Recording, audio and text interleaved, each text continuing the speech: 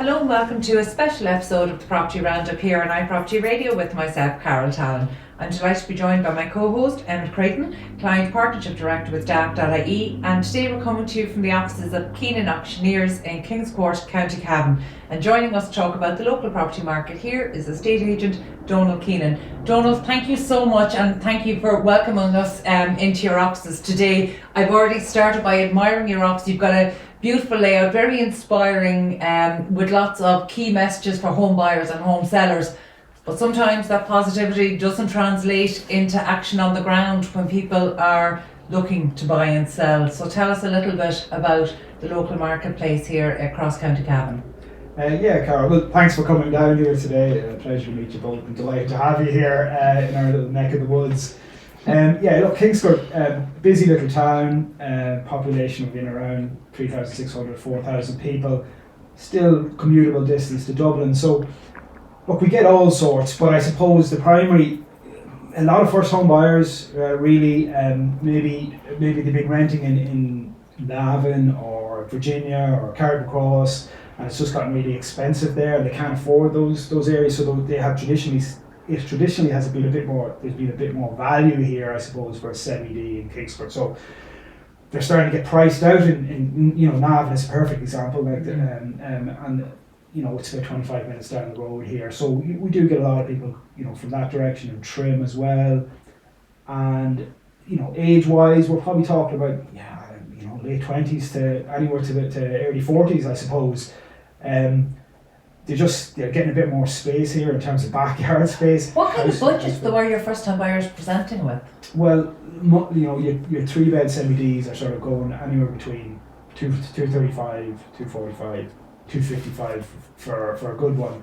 So they're coming equipped with mortgage approved up to in around that plus whatever the deposit is. In terms of the profile of buyers, has that changed since COVID? Because here in Kingscourt, while it feels accessible, it maybe wasn't accessible for people who were commuting anywhere in Dublin 5 days a week, whereas actually if you're only doing that 2 days a week, it's very commutable, particularly with the new road infrastructure and everything. So has that changed the buyers you're seeing coming through your doors? It has, yeah, and very quickly started to change. You had your PayPals and your Facebook employees realising that they can work from home for quite a bit of the week.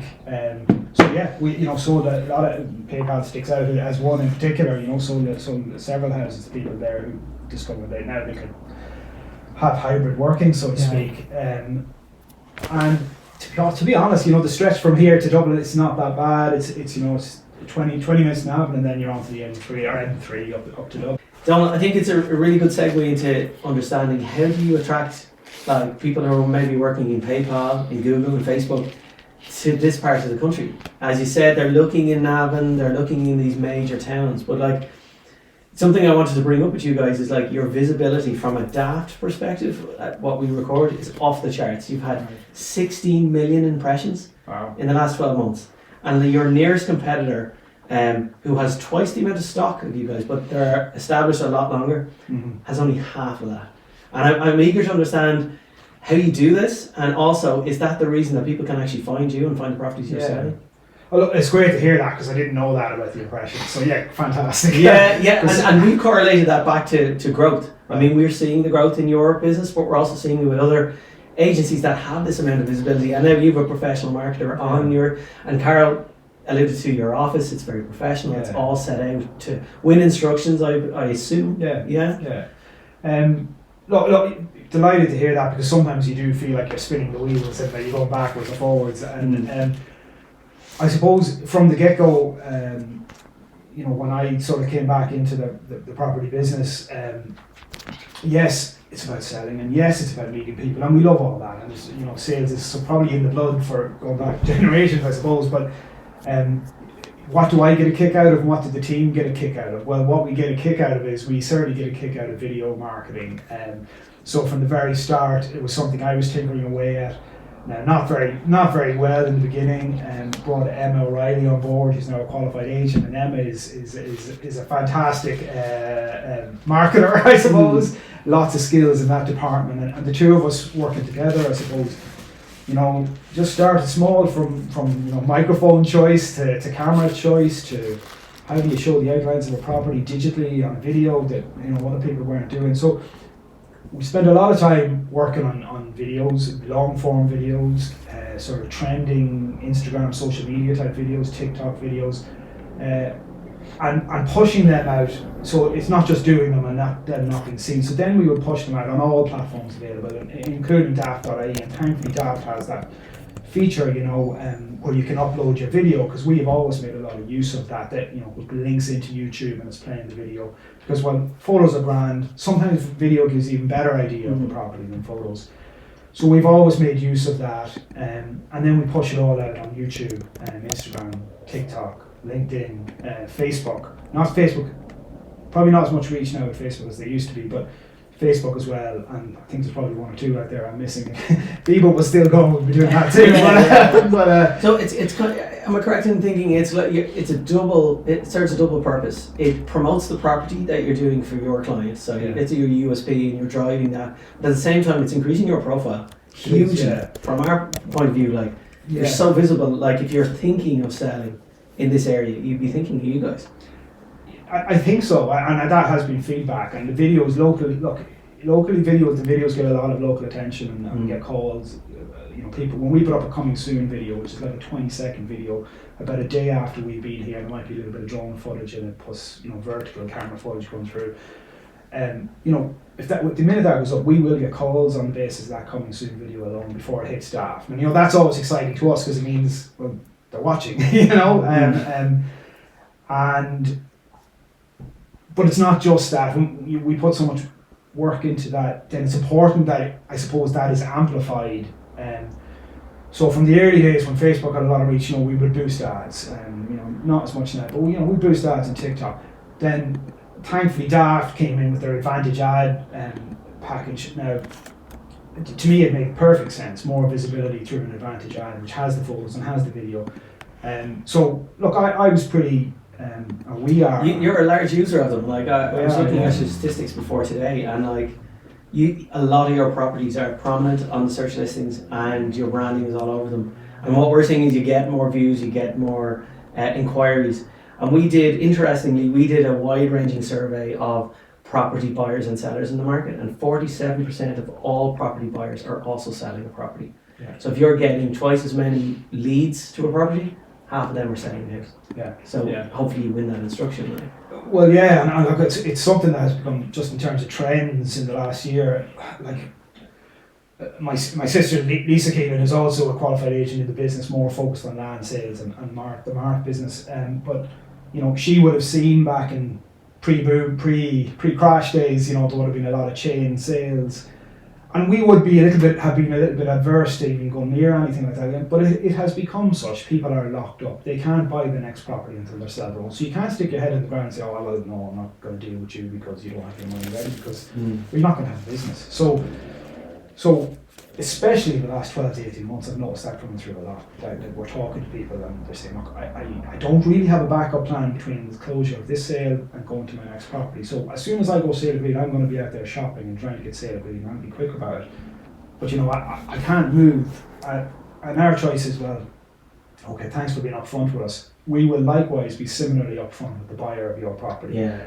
Because there's no point in going sale agreed with someone and then the buyer losing patience because the seller isn't willing to move out or is dragging it out, and then the buyer says, you didn't tell me that she needed to sell.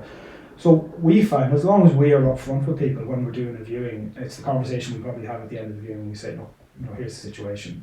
She's selling, definitely wants to sell. It's going to move quickly. And do you think that's a way you win instructions? Is that part of your business development strategy? If you talked about how you instruct your team and yourself and your own professional, how do you win the instructions? Where do they come from? How do they realise it's you guys they want to sell with? How are you guys top of mind? Is it in those meetings where they're viewing a property and you kind of suss that out? We've made a feature just recently on Daft where it's compulsory now for, if they're inquiring to an agent, to tell them whether or not they have a property to sell. Yeah. So for our end, so far, with all the technology in the world, it's really, so far with us, it has been the face-to-face, doing the viewing, having the conversation, letting people look around, and then we have a procedure at a viewing. We let people look around, then we talk to them afterwards. We have certain bits of information we want to hear in terms of finance, where you're based, why you're moving here, how are you equipped, what's your thoughts on the property, and then that conversation then usually leads to, I have to sell my own, or whatever. So sort of face to face, I suppose. Yeah. So it's about getting the people to your properties and then using that as a tool. I mean, one of the things that Carol and I discussed is, one of the pieces of feedback we get from these podcasts is they want to know the nuggets around how do you win business. If this is somebody down in Kerry or Cork or Galway, when they're listening in, they want to know, how is he doing so well? And how can I copy him? What are you doing? So what is a success for you guys? And it's been working really well. I mean, your video content, the Advantage ads, and then face-to-face of what works well on a face-to-face basis. In terms of just winning listings? Just on that particular point of winning listings, you're doing a really good at selling homes. And in a hot market like that, that's not probably the most acute problem agents are facing. It's stock and winning the next property for the houses. So how are you guys doing that? What do you do face-to-face that puts you ahead of the competition? Well, without giving away. No. It's But give away a few things. Yeah, I'd like to know. It really is multi-pronged. I mean, it's no one thing. So it's your brand being visible online, and your website looks good, and your videos look good, and they've got a lot of reach. So they feel like they already know you because they've seen you there. So picking up the phone is in a sense intimidating because they feel like they already know this guy.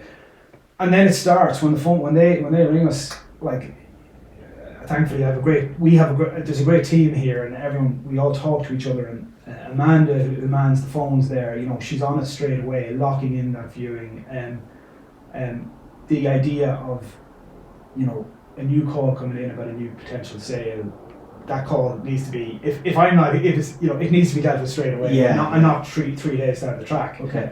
Because nobody has any patience anymore. But I mean, it's not the way to do business. So it starts with that locking in that initial market appraisal, and not getting too hung up on talking. Or we can probably come to this, but not getting too hung up on talking about fees and commission and marketing fees over the phone, because if that happens, then you never get your foot in the door to put it, meet the person and have the conversation and tell them why you add more value than the next guy.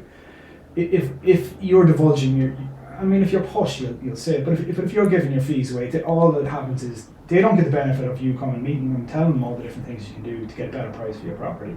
All they get is their commission on your marketing fee, and they're going to go off and ring up the next guy who doesn't do all the things that you do. Yeah. So that's that initial. Essentially, people don't want, when they're selling their own home, they don't want, they want the best service. So it's doing themselves a disservice, saying how much do you charge and then just ringing the next auctioneer. They need to figure out who's the best fit for them, who'll give them the best result. I think so. I mean, the analogy I always have, people get fixated on fees. The cheapest is not always the best. It's almost never the best. Exactly. And you get fixated to save 400 or 500, maybe even save €1,000 because that guy's €1,000 more than the other guy. But if the other guy who is getting more visibility and going to all these efforts gets just one more bidder from his efforts, that's probably a bid of €5,000. If he gets two more bidders, you're away. So the extra €500, even the extra 1,000 you might pay to me over above the next guy pales into insignificance when it comes to. Donal, you've touched on something that we've discussed a couple of times only in the past couple of months with estate agents, and that is around the value add. I think estate agents are not as good advocates for themselves and for their services as they ought to be, and so now that there's so much technology that can be leveraged, I think actually some estate agents maybe are not confident about the offering that they bring to the table. So a little bit like you talked about, having the opportunity to present yourself in front of a seller, and that now suddenly the conversation goes beyond fees. So what is the value add that you bring? Because this is a competitive market. Anywhere where you've got a low level of new homes coming into the market, so you're depending on existing homes in servicing all of the estate agencies in the locality, that makes for a very competitive service. So when you're sitting down in front of a seller, what is it that you bring to the table? Great question. I mean, the pitch at the time is, look, I don't know how other agents do it, but we break it down. We have a marketing fee, commission, and what we call the bells and whistles, which is the type of ad that will go up on Daft. That we say go up as a standard ad, or you can go with advantage ads on a no sale, no fee basis.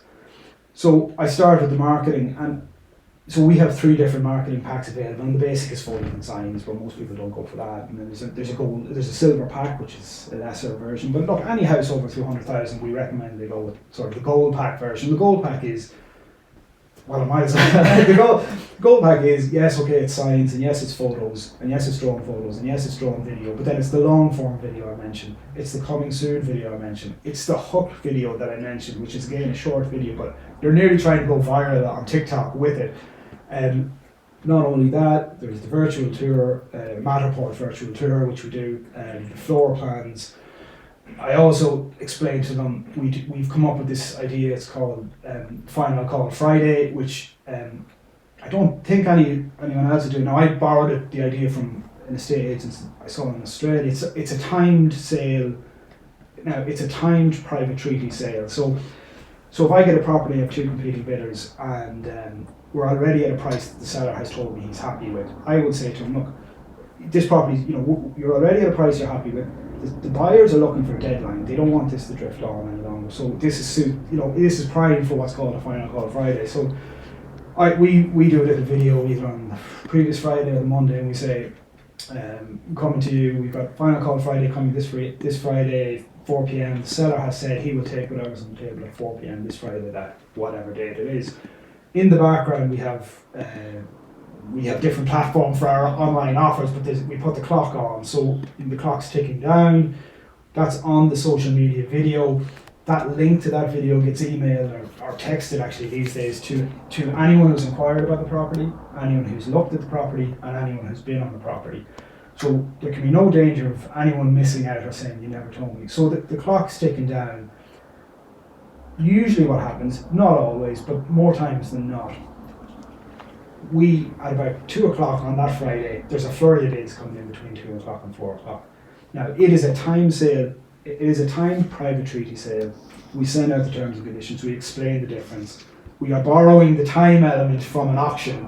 Now, it is still subject to the weaknesses in the sale agreed private treaty system, but thankfully, it has worked really well so far. We see it flushes out those remaining bids, which it's actually exciting for us. It's exciting for the seller. I know it's nerve-wracking for the buyers, but they're getting a deadline, so they're not being strung out for weeks and weeks on end.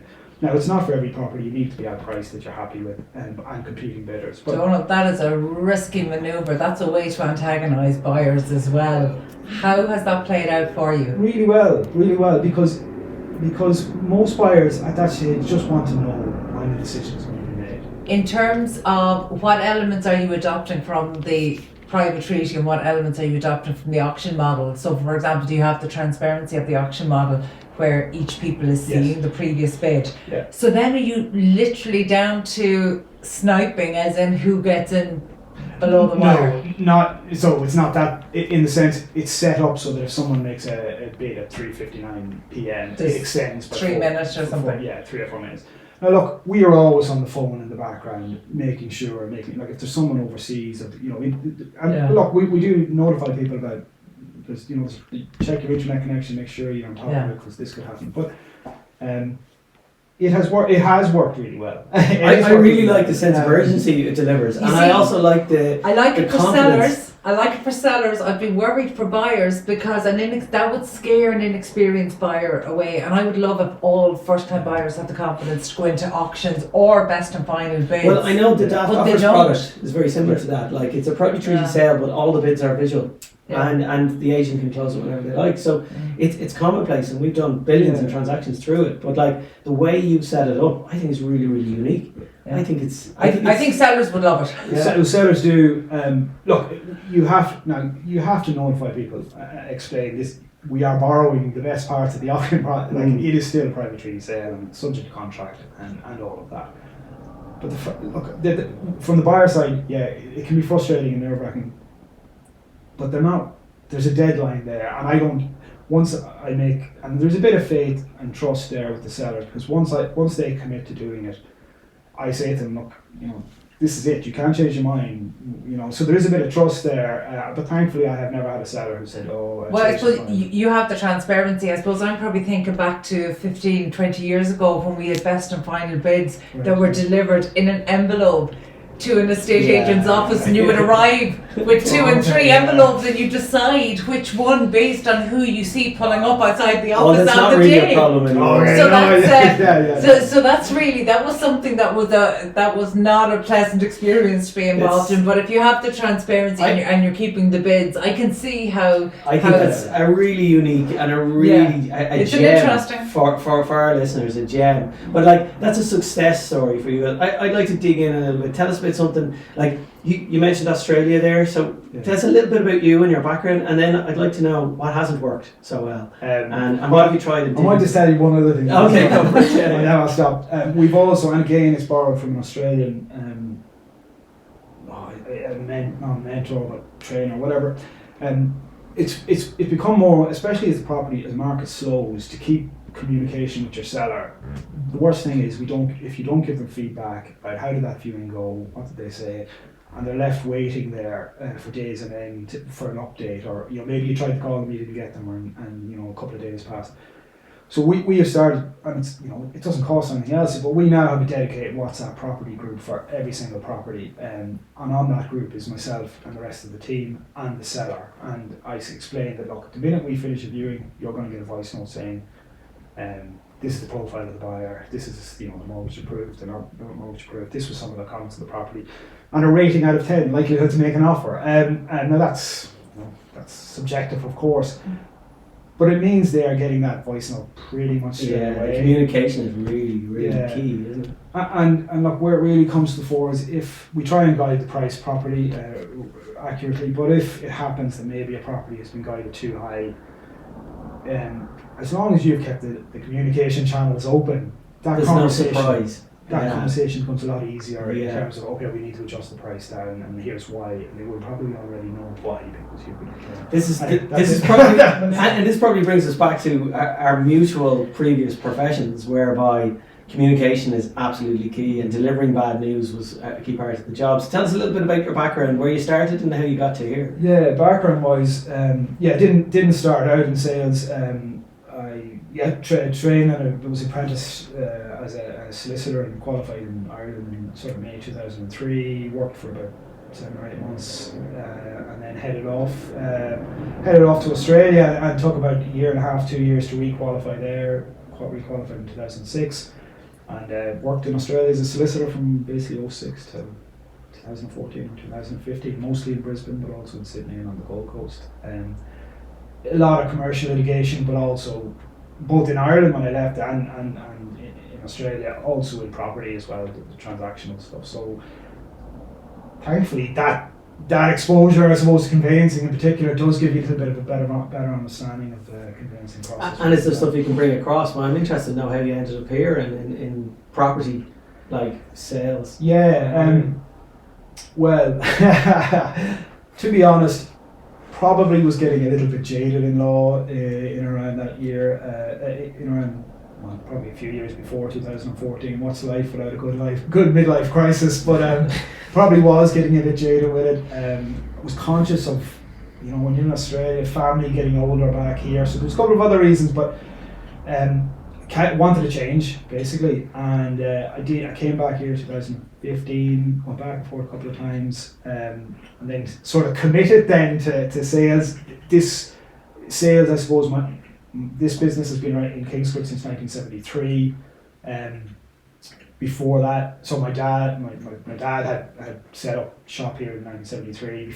He was originally from Leitrim actually, and then before that, his father, F.T. Keenan, probably started in 1903 or something up and around Leitrim, Sligo, Donegal. So it probably seemed a natural fit in the sense that it gave an opportunity to focus on more, so I suppose, creative avenues in terms of video marketing and bring something different to the table.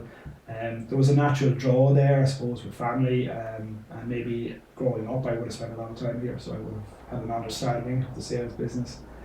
And I can't remember what the third reason It just was. it has a way of dragging you back in. I think Yeah, property it does. as an industry, once you kind of touch on it, I have very similar family background, and here we are again sitting across the table, and I work for estate agents now. Yeah. It's Well, funny, my dad and looking back, I wonder was it sheer frustration with the conveyancing system, because he used to, growing up, when we'd be thinking about what career path will I choose, or, he used to say, oh, well, solicitors, if you can't beat them, join them. and I did, and I've been there, and now I'm like, okay, well, I understand it, but I think I'd rather be. You're actually uniquely qualified to kind of comment on the legislation that IPAP are pushing through to kind of speed up the conveyancing process. What's your take on it? Oh, big fan. Yeah, big fan. I would be too. I hope. I mean, I haven't been following it too closely, but I hope it gets through. I haven't studied the debates to see what the pushback was against it, because it makes complete sense to me. I suspect, wearing the solicitor hat, that okay, well, somebody's going to have to start talking to the clients about paying money up front to get all this work done up front. It's a difficult conversation, I guess, and maybe solicitors don't want to have to take that on. I'm not 100% certain. I can understand why they would be happy to have a system that it goes sale agreed, then you take care of the legals, and then it closes, because the money, there's a sale already locked, The certainty there. sale agreed, so the solicitor's okay, that bit's done, so okay, I'm taking a risk here, I'm not necessarily getting paid up front for all that, but I'm going to get paid when the sale closes. So now the property's not even on the market and they have to do all this work up front. But I think it has to change, and I'm delighted that it is likely going to change, because it will just speed the thing up so much more. Yeah, and in my experience, a lot of good solicitors will take their client instructions and do that work anyway, because they trust they'll get that sale eventually. Yeah. So it is being done, Yeah. and like proactive agents are, when a client comes to list with them, have you spoken to your solicitor straight away before we put this on the sale? Is it something you do? It is, yeah. So I think we went in and downloaded one of the Law Society practice notes on the documents that are required from the solicitor when the client comes into them first. So we built that into our little listing pack. So when I go out there and having that conversation with fees and the value of your house, I'm also giving them this list of documents and saying, look, one of the biggest slowdowns, or one of the biggest reasons a sale can fall through, is a slowdown in the conveyancing process. Anything we can do to get a jump on that sale, that process, the better. So here's a list of documents your solicitor's going to likely look for from you, and the biggest thing that can delay it is getting the title deeds from the bank. So please go to your solicitor now and ask them to get the title deeds, request them now, because you're already saving yourself. You're saving yourself at least 2 weeks, possibly 3 months. I've heard some horror stories there in time taken to get. And actually, in terms of that delay, we also know that that's the any period of delay increases the likelihood of fall through. Yeah. So actually, by decreasing that window, you're decreasing the likelihood of fall through as well. And actually, in terms of that vendors pack, the legislation, we very much expect it to be through before the end of this year. So I think in terms of best practice, we would certainly be encouraging estate agents to do exactly as you're doing, advise your sellers that this is required, but we would also hope that conveyancing solicitors would take that on board and start to adopt a best practice approach in preparation for the legislative approach that will be required by the end of the year. I hope so. I think it revolutionised the whole process. Well, anything to speed it up will be good for everybody involved, every stakeholder.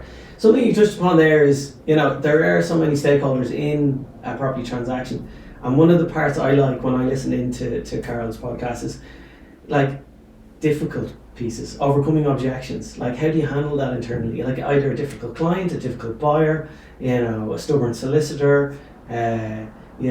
Something goes wrong. Like, how do you handle that? And what have you trained your team, and what have you done personally to kind of overcome these things? Good question. Well, look, I suppose there's different categories there. The easy one for me, I suppose, is a difficult solicitor. I was in the game long enough to know when there's a valid reason that something hasn't happened, as opposed to when you've been.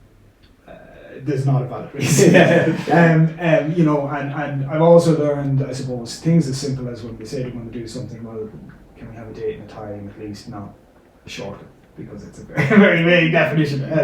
Things like that. But, thankfully the majority they do their best. They do have a difficult job, and I am a lot more mindful of that, I suppose, in the last few years than maybe I was initially. I was perhaps a little bit gung ho about chasing them. So I am. They do have a difficult job. I appreciate that. But and it's not always me making those calls. A man on the team there, she makes a lot of calls to solicitors, and she too is mindful of it as well. And we have the conversation. We have weekly meetings about how we going with this property, how we going with that property. I think it's an underrepresented role of the agent. Like, you're not really getting paid for doing that. That's not, part of why you sign up to get an agent to sell your property, but you guys doing that is kind of going above and beyond, and you find agents doing that quite a lot. Yeah, well, I look, not to be plugging anybody, but I do have Regina Mangan's book there from Liberty Blue in Waterford. We're a big fan. I think we will definitely do a plug to Cameron since it's here beside us. So, essential reading for all estate agents in Ireland. Good man, Donal. Yeah, no, look, and actually my sister met her there last week, I think, at an iPad event, Ross from Auctioneers event. So look, we are big fans, and I'm not finished the book yet, so, but I think her comment on something was, it's not good enough once you go say agree for the agent to go into witness protection. I thought that summed it up. Yeah. And that is probably a not recognised part of the job, and perhaps because some don't do it, but I think you have to have a disciplined approach to, once you go say agreed, okay, maybe the first week is a little bit much to start chasing, but maybe the second week it's either a call or an email. How are you getting on with that? Where's things at? Are the title deeds, are the maps okay? Or, let us know. And then maybe another 2 weeks touch base. And then as the time, I think, starts to drag on, then that becomes a weekly thing. And look, we don't like doing it, and they probably don't like us to do it. But I think it's necessary to get a handle on what the delay is, if there's a delay, if it looks like the thing's going to fall through because of something. Is there anything that can be done to sort it out? So at least we know. It's again back to your WhatsApp group and to your client. It's all communication and keeping that free flow of communication going. Yeah. I have to ask though, why a WhatsApp group when we have so many amazing individual pieces of prop tech and technology? There are really good systems, really good messaging systems that allow you to involve your client and your team. Yeah. Why WhatsApp? Maybe we don't know about all that's out there. So maybe that's it. We just found it was, well, what do we use mostly to communicate between ourselves? So, and what do the clients use to? Okay, so there's a certain age profile that maybe use WhatsApp more than others, but we found a lot of our clients were communicating was via WhatsApp. If they weren't ringing us, they were sending us. So it seemed like a natural choice, to be perfectly honest. Now, if that changes and it becomes something else, Telegram or something, we'll change accordingly. But yeah. I don't see Telegram becoming the not just yet the platform of choice, but you it's never know. But often, there's something I'm curious about, and again, when we look at an estate agency, there sometimes is that focus on more on sales, rental. You've made the point that here in Cavan you deal with sales, you deal with rental, but you opt not for property management. Is there a reason behind that? Yeah, look, rightly or wrongly, I suppose we've always thought the understanding was property management was a sort of a low margin, high volume business. So you need a lot of them to make a decent living out of it, and you also need access to a list of tradies or tradesperson that is going to be there on call to come and attend to this, so that you're not the one going along. And it just has been very hard to secure access. Even I can see it on relatives' properties, just getting somebody to come out and take the time to do something. It's just very hard to get someone on a timely basis. Yeah. So that would have been, if there was an apartment block of 100 apartments down the road, yeah, we would be putting our hand up. And to be fair, it makes absolute sense that I think for each estate agency and for every business, irrespective of the industry you're in, you look at kind of the natural assets that you have in the locality, your natural marketplace. And that leads me to maybe an even larger question that I have, given the background from mart and land sales and agricultural sales, and then seeing areas and many of the larger towns in Cavan expand, bringing maybe previously zoned agriculture into residential land, the volume of new sales and the transactions coming across in Cavan is still quite poor. So you might just talk to us a little bit about maybe land sales on the agricultural side, and then maybe those that may have the potential as the marketplace increases for new homes delivery. Yeah, look, Kingscourt has been there's been very little new homes delivered in Kingscourt for the last however many years, and that has primarily been because the value of the house, what they could sell it for, the finish up, didn't marry up to the cost of the inputs, I suppose. So what it was going to cost to build it. Now I feel like we are on the cusp of that changing, but not yet. I still don't think the profit is there for a lot of developers and builders to build anyway for the private market. There is finally a new housing development going up in Kingscourt now. Unfortunately, we're not the agent on it. We're still a little bit sore about that, but look, it is what it is. But I'm conscious. I think there was probably an improved housing body involved there, and that money was needed to get that up off the ground. And in which case, those houses really, we're not going to be involved with them for a long time to come. And that still seems to be the case, and it seems to be it's going to be a little while more before it becomes profitable. And look, the viability issue of new developments is something we've seen outside of all of the urban centres, and in fact even on the outskirts of some of the urban centres. But a lot of it links back to, yes, there's been government policies and initiatives which have been very welcome on the supply side, but you have to marry that up with demand. And I suppose, are we seeing the profile of demand change just in light of what you were saying about maybe the different demographic that you're seeing post-COVID?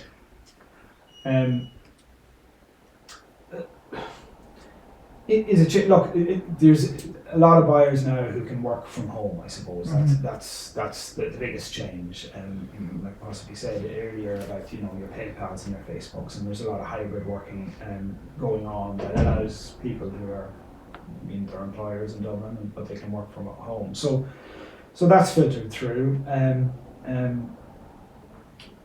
What else? Yeah, no, and these things are welcome, but I suppose when you are bringing in a different demographic of buyer, particularly those who are still potentially earning a capital wage, living in but buying a rural home, does that have a knock-on impact? If we were to start building homes that could cater for people maybe who are on larger Dublin salaries, would that have an impact maybe on the typical first-time buyer and even those trading up and down across Cavan who are earning locally? Would it have an impact on those earning? Yeah. I suppose it would. It may well. If your buyers are equipped with a Dublin wage and they're coming down, they're probably pushing some people locally out of the market. Yes. Now, having said that, we are blessed in Kingscourt with a few thriving businesses that go really well, really good employers. So I'm not going to cry poor either, because look, there's a bit of money around town, I suppose, in terms of, you have Kingspan's HQs here, the research and development centres here. They have a manufacturing sort of warehouse down the road. They're a big employer.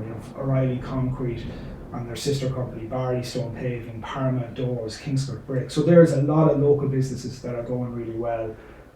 And I don't know. I think they pay really well as well. There's a huge amount of innovation as well. So across off-site and other modern methods of construction, some of our manufacturers, a lot of the talent pool is actually right here in Cavan. Yeah, so Cavan right, has become quite a centre of excellence, but we just haven't seen maybe some of those off-site and MMC homes being delivered in Cavan, which is interesting. That's right, yeah. So look, it's probably beyond me to the prices are rising though. I think the prices here are still very reasonable. I mean, with the employers in town, it's still a good place to live. I mean, we're up 115% on the trough.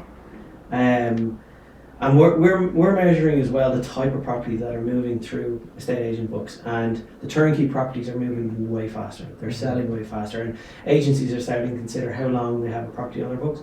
Properties that need a bit of work are way slower, and it goes back to what you said about property management. It's finding labour to do this, so people are more conscious of if it needs a little bit of work, I think I might go for something a bit more finished, and particularly in Cavan and Monaghan and stuff like that, we're seeing that it's bearing out in the data. Now, to bring a bit more light to the situation, we're seeing that January was the best ever month in Daft for lead volumes. So like that's hopefully a sign of things to come, some green shoots for the rest of the year. But like last year the market had fell, but this year we're seeing a massive increase again, and it kind of links with the customer sentiment index done by the credit unions. As that starts to rise, I mean last year people were worried about a recession and energy costs and stuff like this, and that has seemed to have fallen away, and people are secure now and they're thinking of buying but also thinking of selling, because the amount of leads, as we've said, 47% of them are selling at home. So we're really confident that, or we're optimistic that agents will start to see that. And you've kind of said that before we started talking here on camera, that you're starting to see change this year and more leads coming on board and more instructions and more valuations.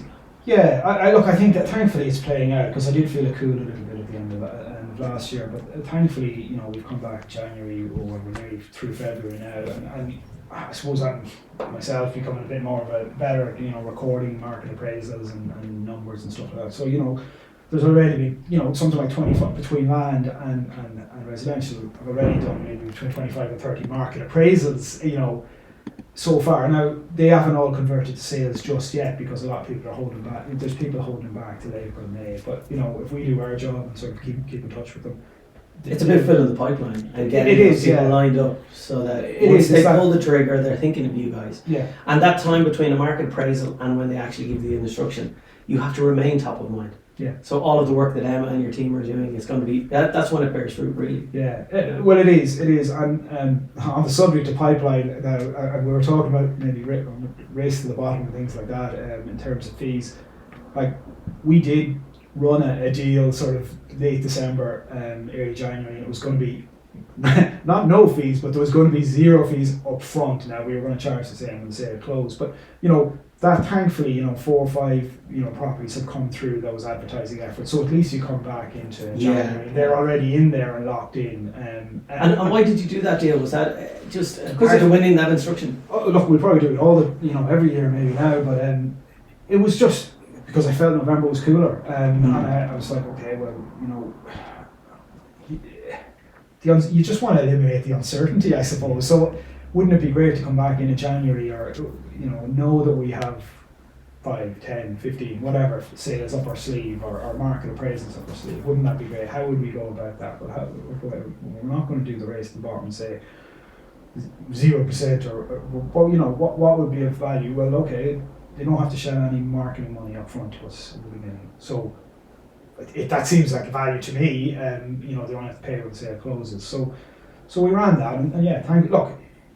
Well, it was successful. Was it a roaring success? Well, probably not a roaring success, but it was. We've gotten a few out of it. And it gives you some peace of mind, lets you sleep at night. I mean, if it provides any comfort at all, we're seeing, as we spoke about, our visibility numbers are through the roof, and that does link with business growth. We're seeing, even in a falling market, some agents growing at over 140% year on year, because their visibility is just through the roof. So your marketing efforts will be rewarded later in the year, so just bear with it and keep doing what you're doing, and from videos and your beautiful office, and keep Emma employed, because it will bear fruit. It does. We see it. I mean, we're a marketing business, and the marketing intelligence that we build, you do your marketing to win the instruction in 3 months, 6 months time. Yeah, that's right. And sometimes that gap between when cash flow gets tight, you're like, is it worth it? It really is. I mean, it does. The successful agents that we're seeing across our data are the ones that are marketing today for the sale tomorrow. Yeah. Or whenever that might be. I think that's a really inspiring message for other estate agents, and actually the example that you're setting across social media and with your video first and digital approach is really impressive. So I hope other estate agents who are maybe a little bit earlier in their digital journey take some inspiration from that, and in the same way as you've borrowed ideas from the Australian market, that we actually do want best practice to inspire, so that all estate agencies around the country can improve and take advantage of the digital tools that are there. Yeah. And I suppose it's great to inspire the industry, but maybe a final word that might potentially inspire people who are selling, in terms of some of the mixed messages out there and media for the rest of 2024 and looking into 2025. What kind of message of hope do you have for the buyers and sellers of Cavan in terms of the marketplace and your expectations? Well, look, I think well, two things. I suppose the value of the home and what they can get. I think the values. I think certainly going to. I think values that have been. That price is going to hold, if not increase a little bit further in 2024.